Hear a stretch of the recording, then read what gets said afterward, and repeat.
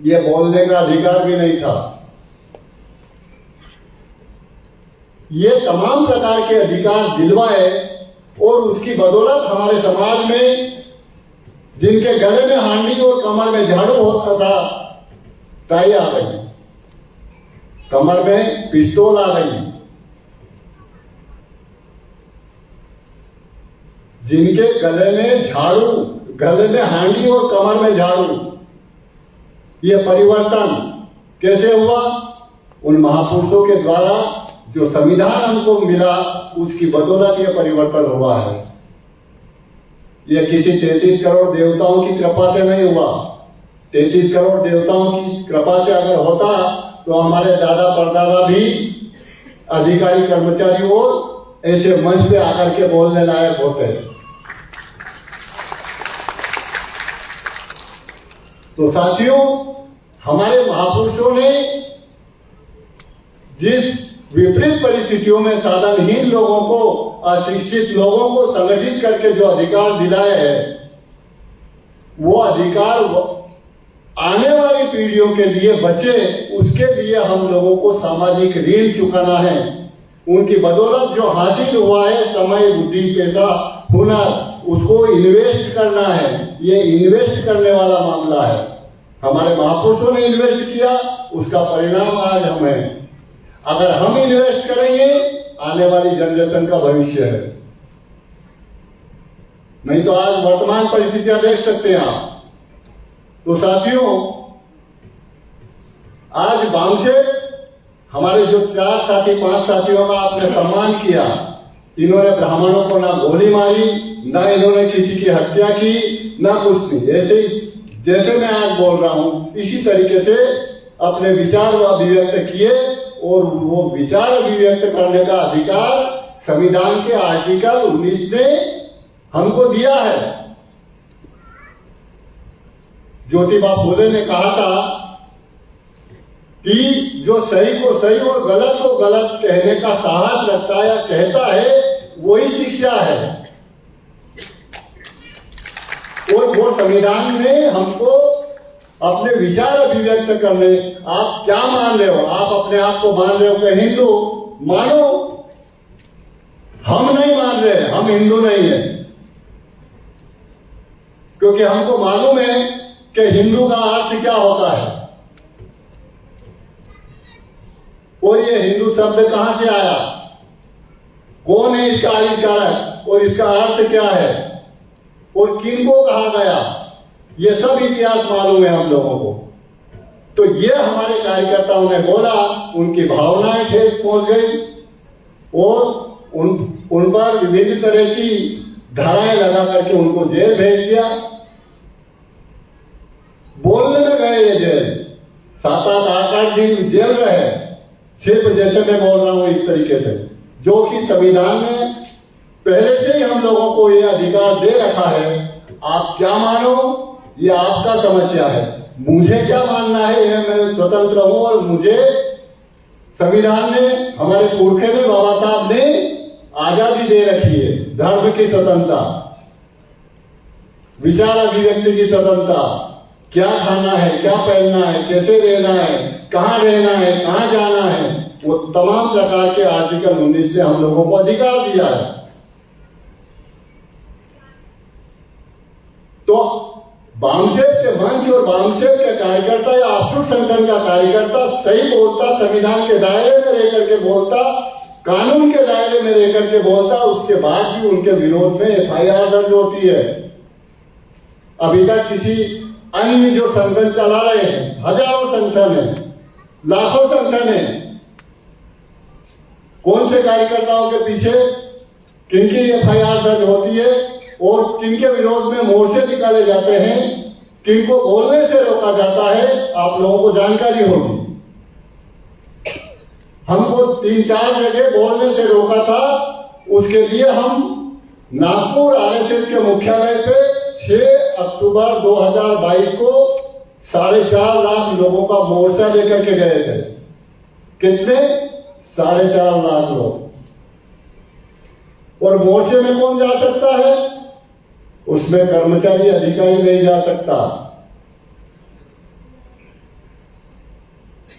कर्मचारी अधिकारियों का संगठन है बामसेफ। लेकिन उस बामसेफ ने आज 32 राज्यों में और 570 जिलों में गैर कर्मचारियों को जागरूक कर दिया। वो गैर कर्मचारी 4.5 लाख लोग 6 अक्टूबर 2022 को नागपुर में आरएसएस का मुख्यालय, वो आरएसएस जिसके नियंत्रण में भारत सरकार है, जिसके नियंत्रण में सामाजिक, राजनीतिक, धार्मिक सब कुछ उसके नियंत्रण में, सभी पूंजीपति उनके नियंत्रण में है। 75% समाज, हमारा समाज उनके नियंत्रण में है। उसके विरोध में बामसेफ मोर्चा निकाल के, भारत मुक्ति मोर्चा के माध्यम से, साधारण मामला नहीं है। तो साथियों, बामसेफ क्या है वो हमारा दुश्मन जानता है, क्योंकि बामसेफ ने सभी सामाजिक समूह में, जिन्होंने अच्छे पढ़े लिखे लोगों ने भी अपने दिमाग का उपयोग भी नहीं करना जानते, जो पंडित कहता वही सही मानना, मतलब अपने दिमाग को खूंटी पे टांग रखा था। बामसेफ ने सभी सामाजिक समूह यानी एससी, एसटी, ओबीसी और जितने भी धर्म परिवर्तित लोग हैं, सभी के दिमाग का उपयोग और प्रयोग करना सिखा दिया। सभी जातियों के लोगों में अच्छे जागरूक और प्रशिक्षित कार्यकर्ताओं का निर्माण कर दिया। तो ब्राह्मणों को यह डर है कि जिन बहुसंख्यक 90% लोगों को दिमाग का उपयोग करना ही नहीं जानते थे, उसको बामसेफ ने इतना बना दिया। आज ये स्थिति है, तो आने वाले 5 साल में, आने वाले 10 साल में क्या होने वाली है ये ब्राह्मण जानता है। और हमारे लोग, बहुत सारे लोग, वो भीड़, अरे वो वाला संगठन आया था और उन्होंने इतनी सारी भीड़ इकट्ठी की, वो सही काम कर रहे होंगे। ये भीड़ इकट्ठी करवाने का काम भी हमारा दुश्मन है। आपको जानकारी होगी, पहले वो क्रिया करते हैं और हमारे समाज से प्रतिक्रिया करवाते हैं। उसका उदाहरण है अभी 21 अगस्त को भारत बंद। उन्होंने, जबकि सब कुछ छीन लिया, उन्होंने शिक्षा छीन ली, निजीकरण के माध्यम से गवर्नमेंट सेक्टर प्राइवेट कर दिया, नौकरियां छीन गई। उसके बाद भी वो हम लोगों को आपस में लड़ाने के लिए वर्गीकरण करना, क्रिमिलिया लगाना, ये क्रिया करना है। और हमारे कुछ लोगों को प्रतिक्रिया करने के लिए, अगर तुम्हारा सुप्रीम कोर्ट ने जजमेंट दे दिया, लेकिन वही ब्राह्मण बलियों की पार्टियां उस भारत बंद को प्रचार प्रसार कर रहे हैं, उनके आईटी सेल प्रचार प्रसार कर रही है और वो लोग साथ सहयोग कर रहे हैं। तो साथियों, वो ऐसी क्रिया और प्रतिक्रिया के माध्यम से हमारे लोगों को गुमराह करके इस बामसेफ के मूवमेंट को रोकने का बहुत बड़ा षड्यंत्र है। यह हम लोगों को समझने की जरूरत है, क्योंकि बामसेफ जो भी काम करता है, नहीं तो आप लोगों ने देखा होगा 2 अप्रैल 2018 को भारत बंद हुआ था। कौन संगठन कर रहा है? सब हवा में प्रचार प्रसार करके लोग पहुंच गए, विभिन्न संगठन के लोग पहुंच गए, जगह जगह उन्होंने दंगा फसाद करवा दिया। 13 लोग शहीद हुए थे उसमें, जिसमें 9 लोग मध्य प्रदेश के थे। 2 अप्रैल 2018 को जो भारत बंद हुआ, उसमें 9 लोग मध्य प्रदेश के शहीद हुए, एक अधिकार बचाने के लिए, एट्रोसिटी एक्ट। और पूरे भारत से 13 लोग शहीद हुए थे। और कई संगठन जब फसाद करवाए, जो भी संगठन थे उनको पता है कौन से संगठन सक्रिय है, कौन से संगठन का कौन पदाधिकारी सक्रिय है। उनके विरोध में उन्होंने चुन करके FIR दर्ज करी और उनको सबको अंदर कर दिया। आज भी कई अंदर है। और बामसेफ प्रशिक्षित दक्ष कार्यकर्ताओं का संगठन है।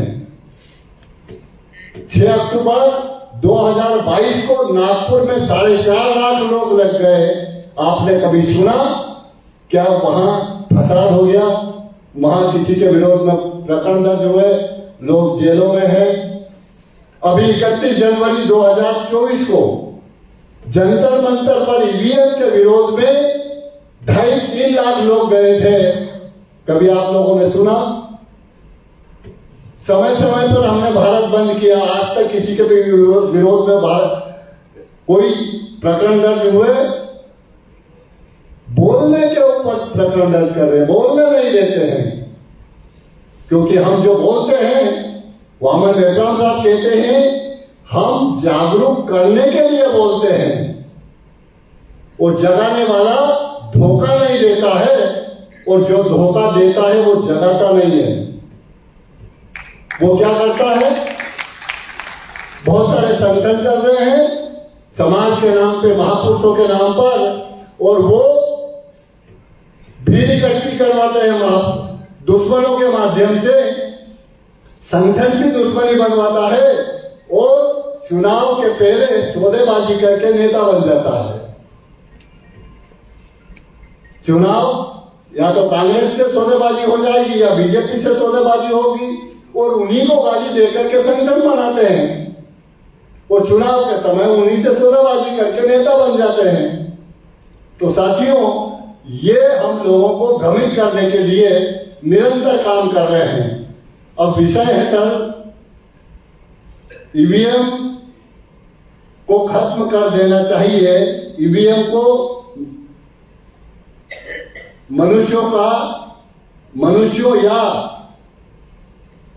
आर्टिफिशियल इंटेलिजेंस के द्वारा हैक किए जाने का खतरा बहुत अधिक है। यह किसने कहा था? एलन मस्क, जो ट्विटर का सीईओ है, मालिक है, और बहुत बड़ा पूंजीपति आदमी है। एलन मस्क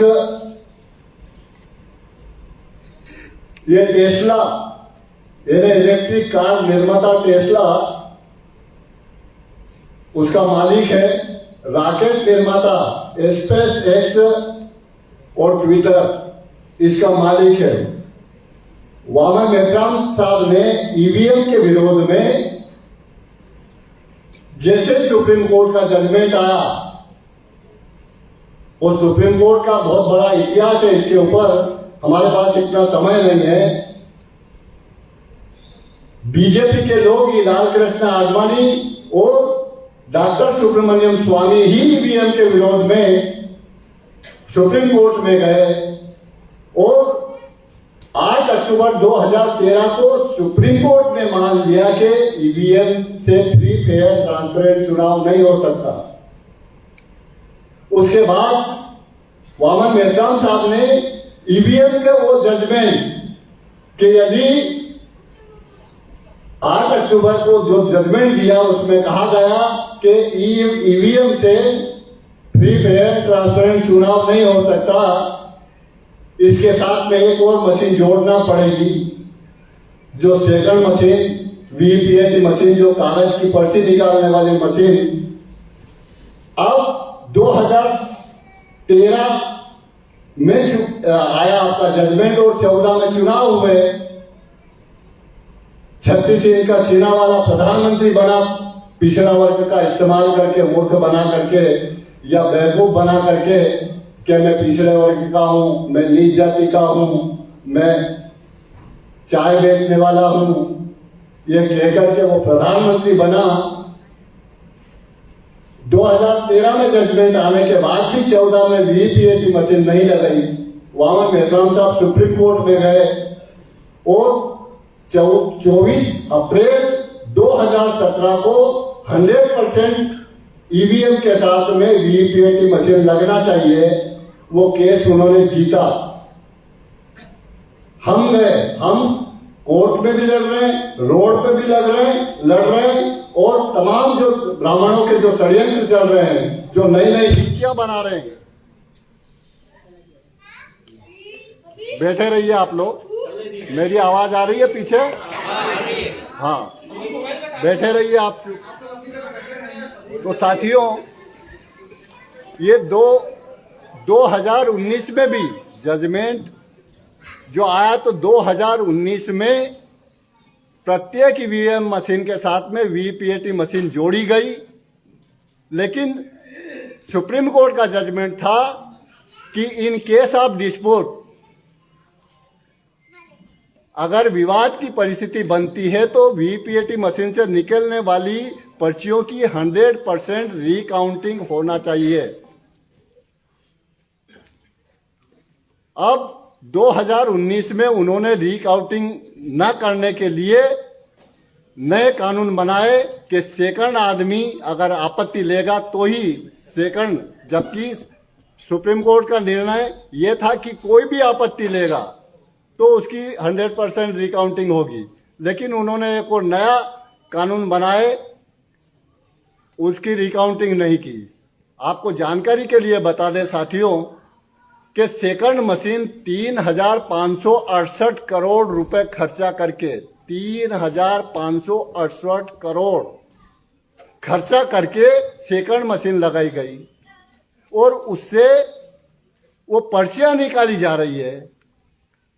तो क्या 3,568 करोड़ वो पर्चियों की अगर रिकाउंटिंग अगर नहीं कर रहे हो तो फिर 3,500 करोड़ रुपए लगा करके वो पर्चियां निकालने के लिए क्या अचार डालने के लिए निकाली उनको? या हमारे पढ़े लिखे बुद्धिजीवी क्या आज जो देश में चल रहा है, सुप्रीम कोर्ट क्या कर रहा है, उसकी न्यूज आम अखबार में, टीवी में या ब्राह्मण बनिया मीडिया में नहीं आती है। इसलिए तो हम बामसेप के माध्यम से ये शिक्षित करो, संगठित करो, संघर्ष करो का अभियान चला रहे हैं। तो साथियों, ये ईवीएम के बारे में वामन मेश्राम साहब ने पूरे देश में जागृति लाने के लिए राष्ट्रव्यापी ईवीएम भंडाफोड़ परिवर्तन यात्राएं निकाली, 2 बार निकाली। निर्वाचन क्षेत्र इसका मतलब परिवर्तन यात्रा के अलावा प्रत्येक जिला अधिवेशन, प्रत्येक राज्य अधिवेशन और प्रत्येक राष्ट्रीय अधिवेशन में निरंतर इस ईवीएम के बारे में बोल रहे हैं। सुप्रीम कोर्ट मान चुका है और अब एलन मस्क यानी विदेश का आदमी, ऐसा आदमी जो उसको कोई मतलब नहीं है, वो सही बोल रहा है कि तो अब हम लोगों को कोई भी कि नहीं साहब वो तो इतनी प्रूफ है और उससे कोई गड़बड़ी नहीं हो सकती है, ये हमको सुप्रीम कोर्ट मान चुका है, एलन मस्क मान चुका है और भी तमाम प्रकार के। एडीआर की रिपोर्ट देखें आप। अभी इस समय इस साल के जो चुनाव हुए, वर्तमान में जो चुनाव हुए 2024 के, उस 2024 के चुनाव में 362 सीटों पर 5,54,598 वोट कम गिने गए। यानी वोट डले, ये जानकारी है, निकले कम, यानी कम गिने गए। कितनी सीटों पर? 362 सीटों पर और 176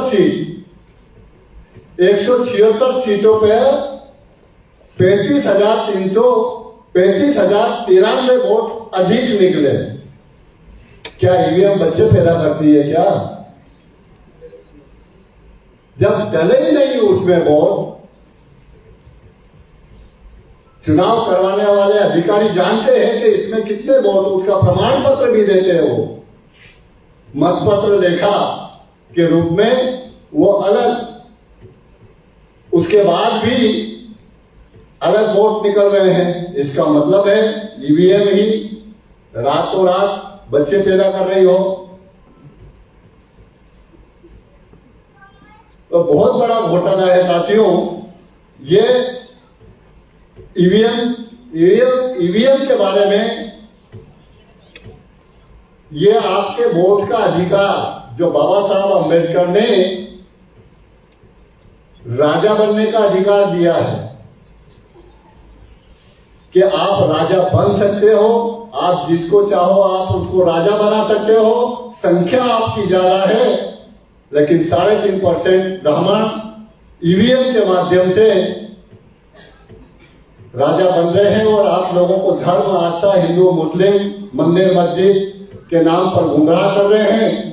तो साथियों, यह जो जानकारी दी जा रही है, ये जानकारी आप लोगों को इसलिए दी जा रही है कि हमारा यहाँ आया हुआ जो भी अधिवेशन अटेंड कर रहा है, प्रशिक्षण अटेंड कर रहा है, वो प्रत्येक व्यक्ति को वो क्या कर सकता है, मैं क्या कर सकता हूं, मुझे क्या करना चाहिए, उसको समय निकाल करके काम करने की जरूरत है। ये कार्यकर्ता निर्माण करने का मामला है और जो कार्यकर्ता बनकर के काम करता है वही कार्यकर्ता जिले में पदाधिकारी बनता है, वही कार्यकर्ता प्रदेश स्तर पर पदाधिकारी बनता है और राष्ट्रीय स्तर पर पदाधिकारी बनता है। यहाँ कोई कार्यकर्ताओं की भर्ती की वैकेंसी नहीं निकाली जाती है कि बामसेफ में इतने जिलाध्यक्षों की, इतने प्रदेश अध्यक्षों की नियुक्ति की जाना है, यह आपको विज्ञापन निकाला जा रहा है, या उसके कार्य और परफॉर्मेंस और बामसेफ के द्वारा निर्धारित किए गए कार्य को अनुशासन में रह करके उस आधार पर वो कार्य करने वाला और कितना सीनियर है, कितना जानकार है, उसमें कितना नेतृत्व क्षमता है, उसके आधार पर उसको जिम्मेदारी दी जाती है।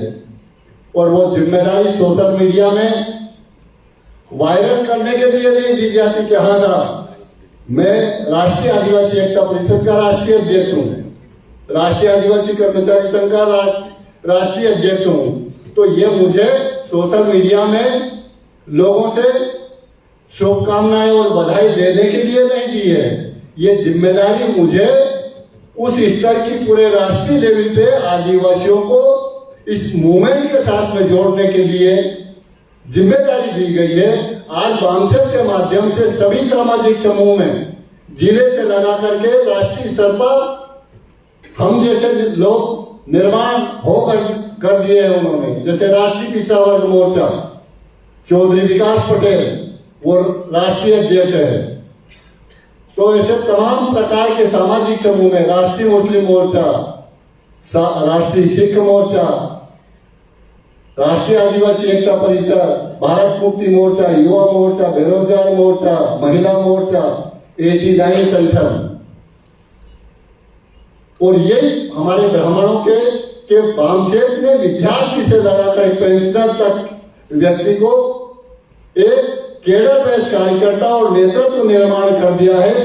यह आज पौधा है, यह जब पेड़ बनेगा तब क्या हालत होगी।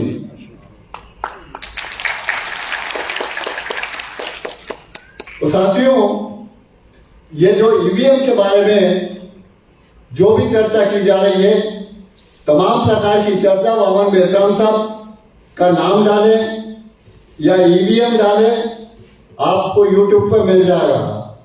अगला विषय है साथियों, राष्ट्रीय शिक्षा नीति 2020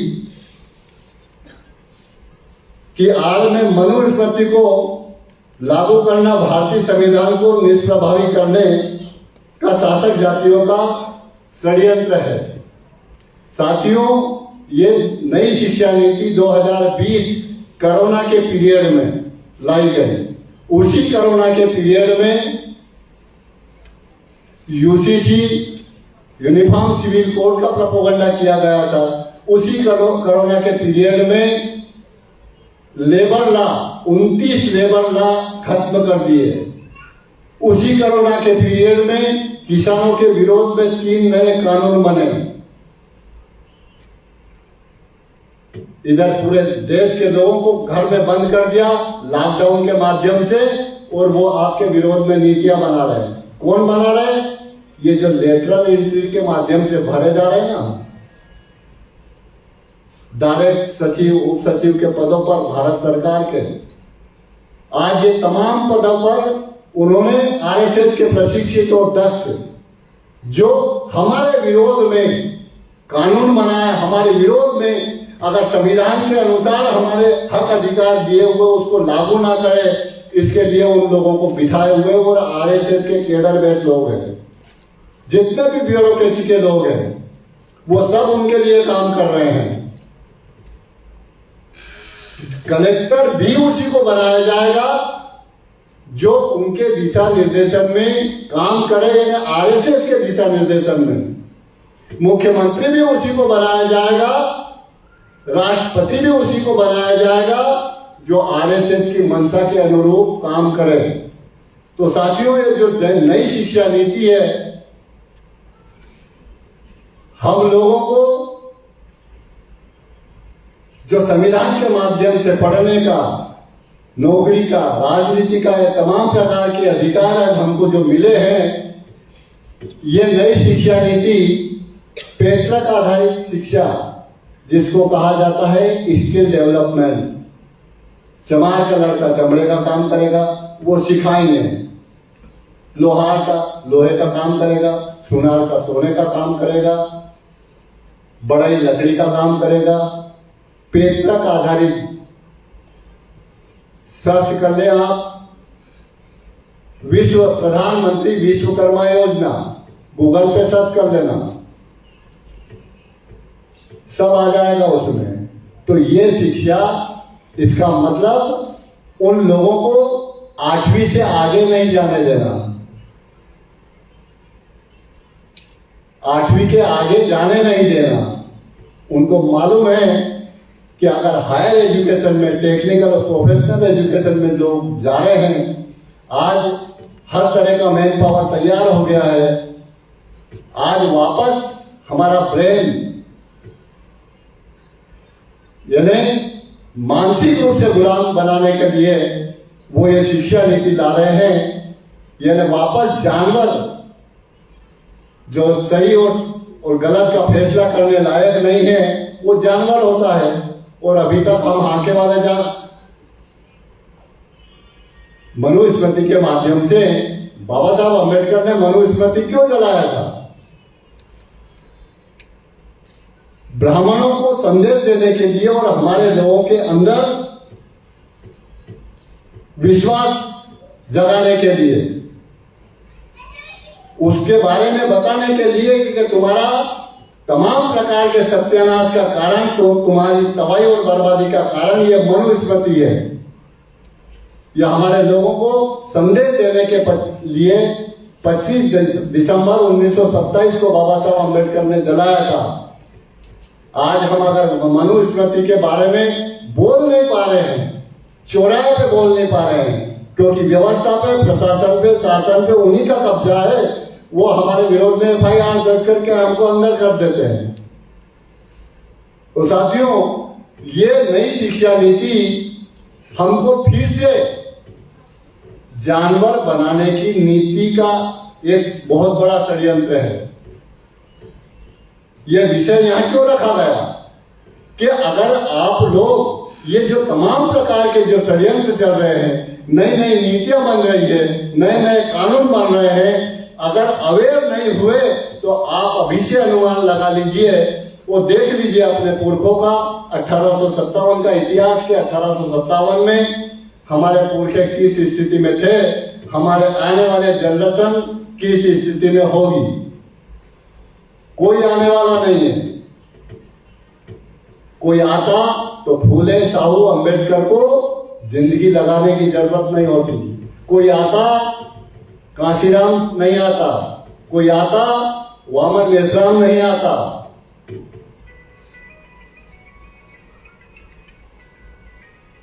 इसलिए हमारी गलत फहमियां, आपका धर्म क्या है वो आपका व्यक्तिगत मामला है, आप किस देवी देवता को पूज रहे हैं आपका व्यक्तिगत मामला है। ये मूवमेंट चल रहा है ब्राह्मणवाद से गुलामी खत्म करने के लिए, यह मूवमेंट चल रहा है इस संविधान को बचाने के लिए। उस संविधान जिस संविधान में SC, ST, OBC और तमाम प्रकार की माइनॉरिटी को शिक्षा का, नौकरी का, पदोन्नति का, राजनीति का अधिकार दिया है। क्या आपके छत्तीसगढ़ में वार्ड मेंबर भी या सरपंच भी या MLA, MP बिना जाति प्रमाण पत्र के भगवान की कृपा से या किस्मत से बनता है? कोई कहते हैं भगवान की कृपा से, किस्मत से वो एमएलए बन गया। अच्छा, जाति प्रमाण पत्र नहीं लगाया था उसने? अगर भगवान की कृपा है और किस्मत है तो जाति प्रमाण पत्र नहीं लगाना चाहिए। यहां जितने भी हमारे अधिकारी बैठे हुए हैं कि साहब, हमारे वासनिकर साहब आईएएस है, क्या साहब शिक्षा में जाति प्रमाण पत्र लगाया, नौकरी में लगाया, पदोन्नति में लगाया, तब बने या भगवान की कृपा से बने? भगवान की कृपा नहीं थी। तो हम भगवान की कृपा तो उसे कहते हैं कि वो जंगल में भेड़ बकरी चरा रहा था और एकदम अनपढ़ था, जाहिल था, गंवार था, डॉक्टर बन गया, अधिकारी बन गया, आईएएस बन गया, उसको हम भगवान की कृपा कहते हैं। ऐसा हुई अभी तक आपके छत्तीसगढ़ में किसी पर? उसको कहते हैं किस्मत। अरे बकरी चरा रहा था, जानवर चरा रहा था और ऐसी किस्मत जगी, डॉक्टर बन गया, आईएएस बन गया, अधिकारी बन गया। ये सिर्फ आप लोगों को दिमाग का उपयोग करने के लिए कि जो हमारे दिमाग पर कब्जा कर रखा है ब्राह्मणों ने धर्म आस्था के माध्यम से, कि हम सोचें। हम ये नहीं कह रहे कि आप भगवान को मत मानो, अपने धर्म को मत मानो, जो मानना है मानो, किसको पूजना है पूजो, आप स्वतंत्र हैं। हम कोई धर्म के प्रचारक नहीं है। यहां वामसेठ, एससी, एसटी, ओबीसी और तमाम प्रकार के धार्मिक अल्पसंख्यक, जैसे मैं आदिवासी हूं, आदिवासी 80 धर्म पूरे भारत में, 800 जातियों, 801 जनजाति है और कितने धर्म 80 धर्म में पाए जाते हैं।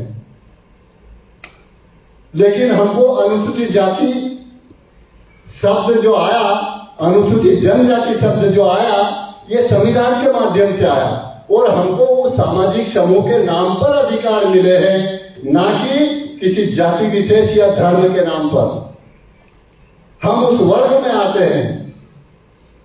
जैसे मैं भील आदिवासी हूं, लेकिन मैंने लाभ लिया है अनुसूचित जनजाति का, शेड्यूल ट्राइब का।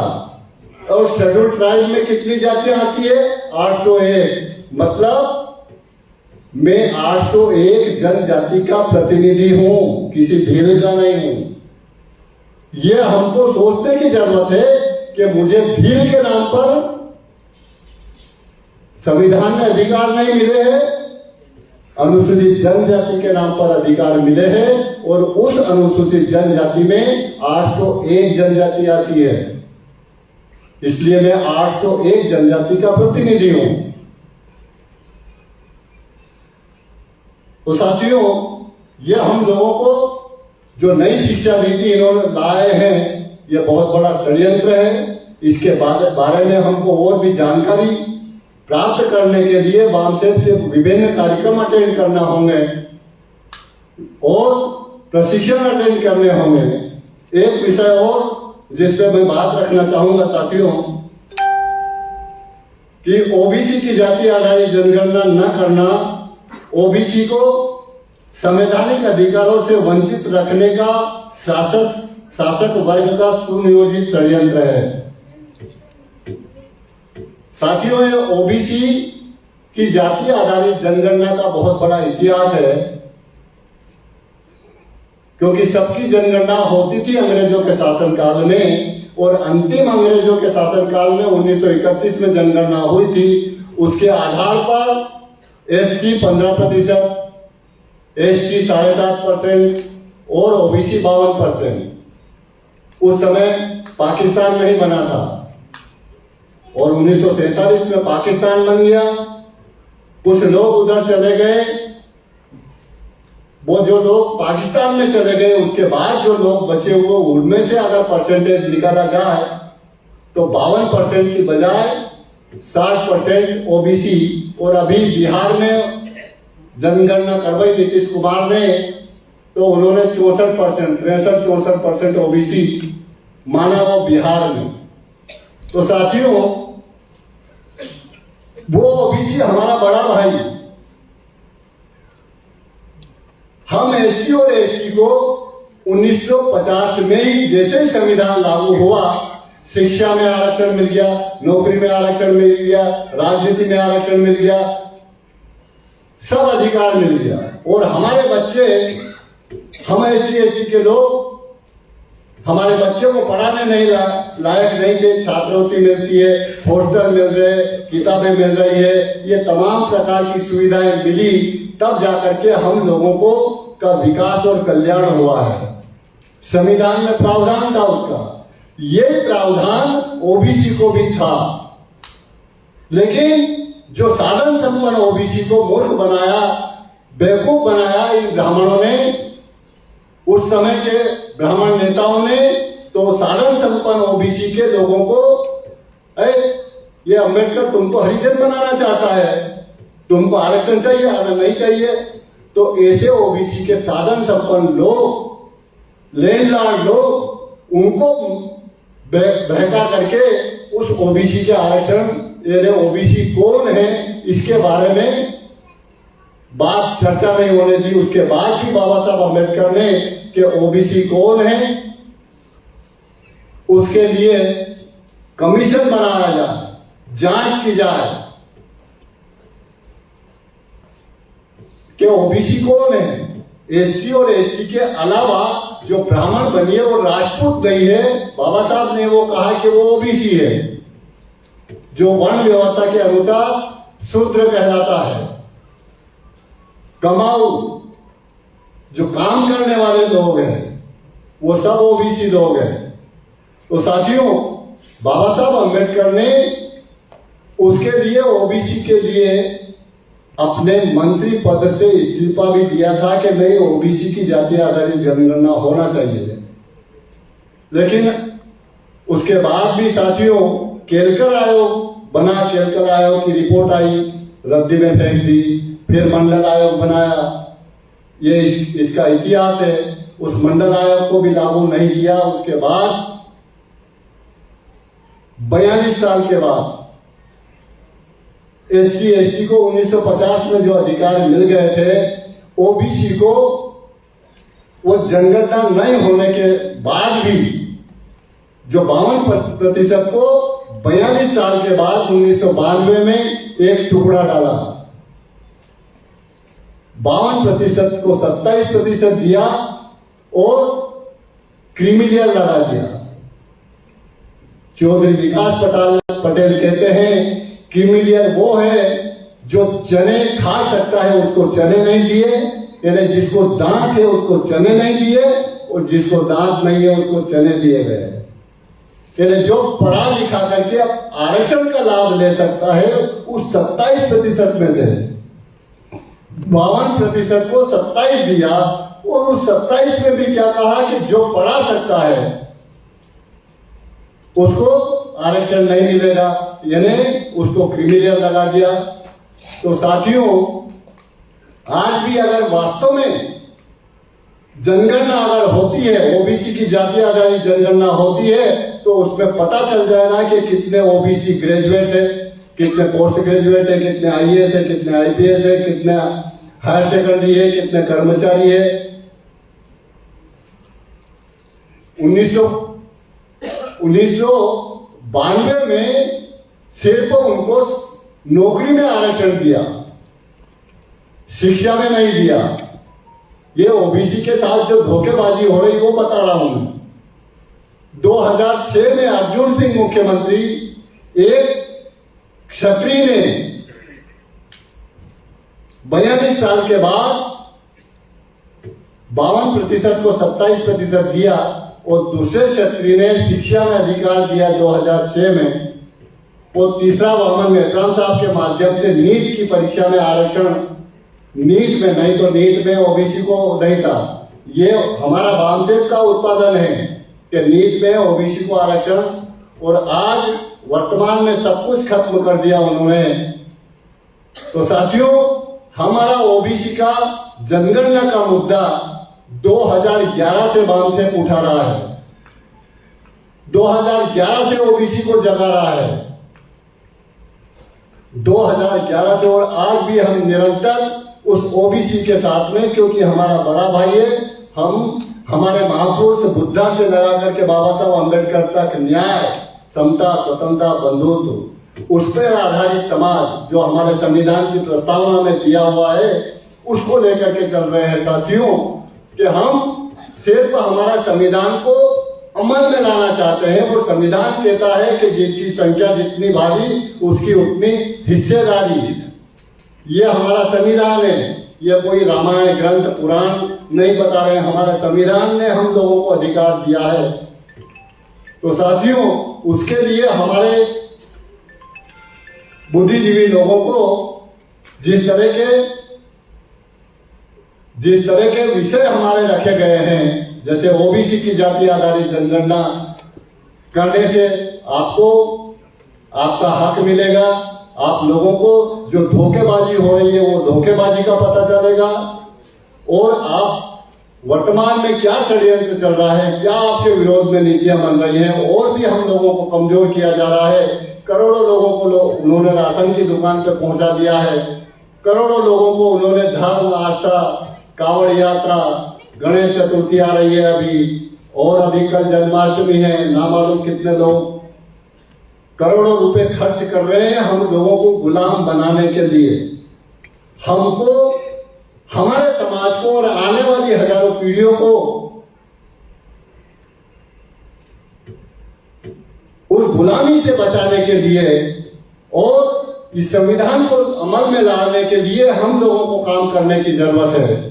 और उसी के लिए ये जो अंतिम विषय रखा है वामन मेश्राम साहब ने कि चलो गांव की ओर, चलो गांव की ओर से तात्पर्य हमारे जो लोग गांव में रहते हैं, हमारे पढ़े लिखे लोग नहीं है, वो साधन संपन्न नहीं है, वो हमारे जिला स्तर पर या राज्य स्तर पर होने वाले कार्यक्रम में आ नहीं सकते हैं, क्योंकि उनकी आदत दुश्मनों ने डाल रखी है।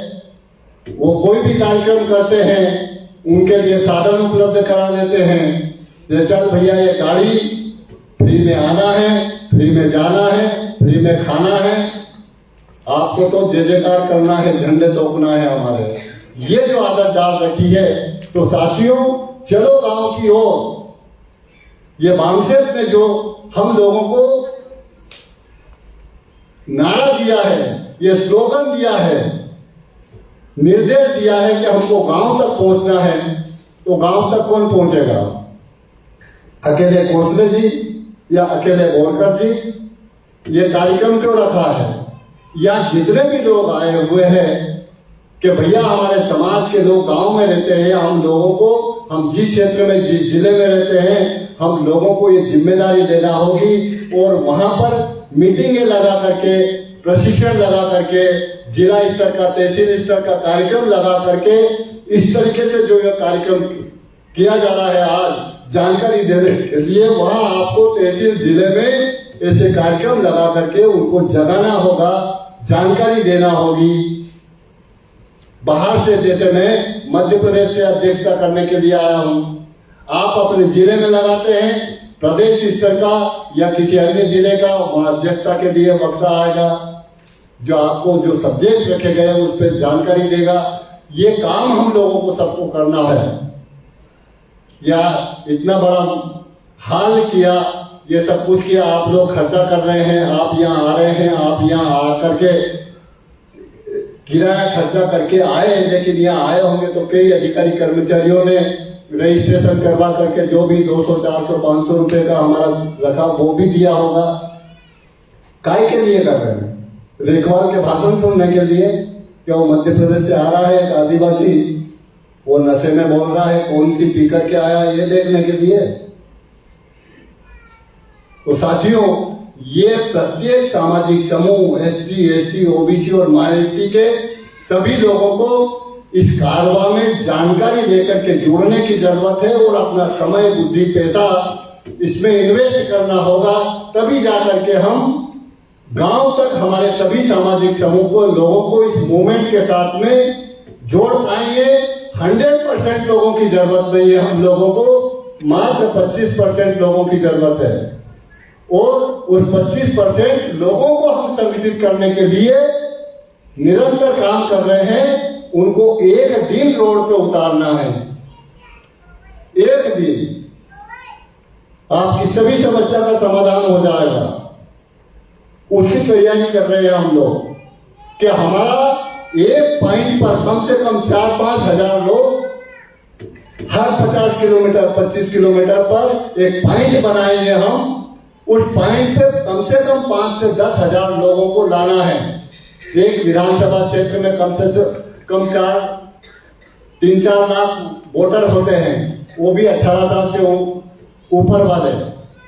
हमारे मूवमेंट के साथ में 15 साल का, 16 साल का, 17 साल का, 17.5 साल के युवा विद्यार्थी बेरोजगार भी जुड़े हुए हैं और हम उन्हीं के लिए लड़ रहे हैं। उन्हीं की गुलामी ठोक जाएंगे, नहीं तो हमारी कोई समस्या है क्या? वामन नेत्राम की कोई समस्या है क्या? हमको तो बाबा साहब अम्बेडकर की कृपा से या उनके संविधान की बदौलत अच्छी भारी भरकम पेंशन मिलती है। क्या जरूरत है हम लोगों को? आगे पीढ़ी जाए बाहर में, वो कैसी जिंदगी जिए, ऐसा बाबा साहब भी सोच लेते, फूले भी सोच लेते, काशीराम भी सोच लेते। तो साथियों, ये उस 15 साल से लगा करके रिटायरमेंट तक, पेंशनर तक हमारे उस पॉइंट पर 8 से 10 हजार लोगों को एक दिन के लिए उतारना है। हम लोगों को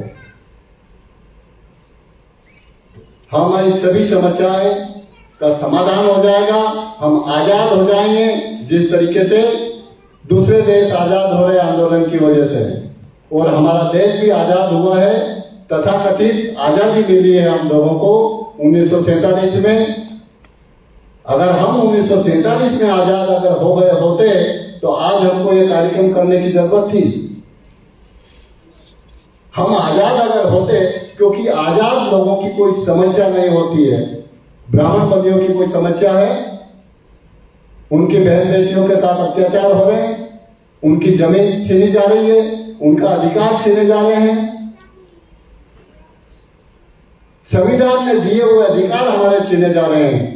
तो इसलिए साथियों, आप लोगों को इस मिशन को, इस मूवमेंट को समझने की जरूरत है। और आप लोग इस मिशन के साथ में क्या कर सकते हो? इसको समय दे सकते हो, बुद्धि दे सकते हो, पैसा दे सकते हो, हुनर दे सकते हो।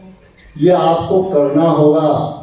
ये इन्वेस्टमेंट अगर आप नहीं करेंगे तो आपकी पीढ़ियां वर्तमान को देख करके अनुमान लगा सकते हो। तो साथियों, अभी 3:20 हो गए हैं। दूसरा सत्र भी हमको समय पर चालू करना है, आपको लंच भी लेना है।